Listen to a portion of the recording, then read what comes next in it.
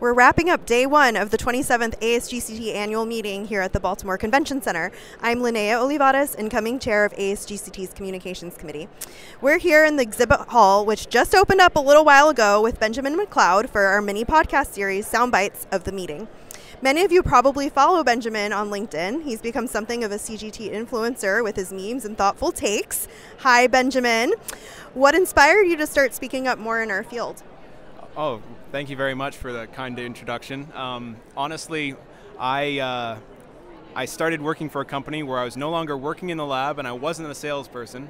So I wasn't bringing in money and I wasn't doing science in the lab. So I figured maybe this would be somewhere where I could add a little bit of value in the middle, communicating the science. And yeah, the results over the past 2 years have been nuts. It's been really awesome. Yeah, I can attest the reception has been fantastic. So in her talk a little while ago, following the receipt of the Catalyst Award, Maritza McIntyre commented that, quote, drug development is storytelling. What stories do you like to tell?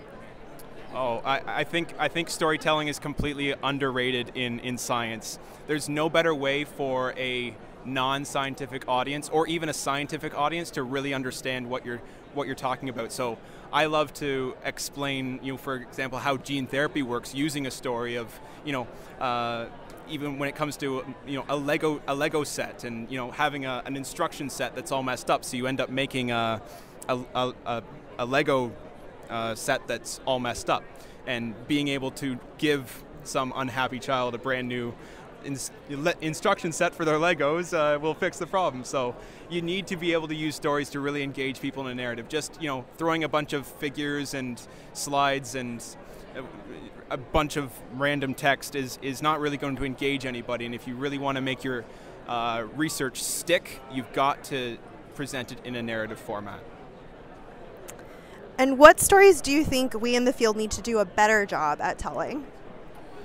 Good question. I think part of the problem that we've come across in relating to the public, the stories that we get from various patients are really, really good, but being able to help people understand the science behind it and doing so in a narrative format that they can understand, I think is going to be really essential.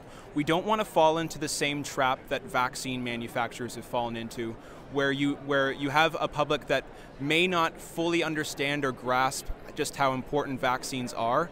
And if we are able to frame the importance of different gene therapies and do a better job of helping people understand how they work and why they're important, we can save ourselves a lot of heartache in the future. Yeah, I think that's really important to remember. And actually, Emily Mullen, who was a guest on the ASGCT podcast network a couple months back, made that a similar point from a journalist's perspective as well, recognizing that for better or worse, that's the environment we're stepping into nowadays in this post-COVID world. You've said yourself that you've spent hours combing through the more than 1,800 abstracts this year. So real quick before we go, what will you be looking for at this year's meeting?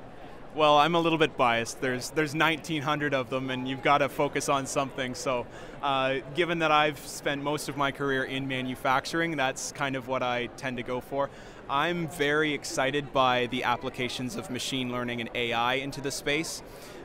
So that always captures my attention. That's something I'm really excited about. Given how complex the biology is that we're dealing with, AI is able to draw non-intuitive insights about how to make these therapies better if we feed it really good data. So that's something I'm really excited about, and that's something that will really catch my eye when I'm looking through posters.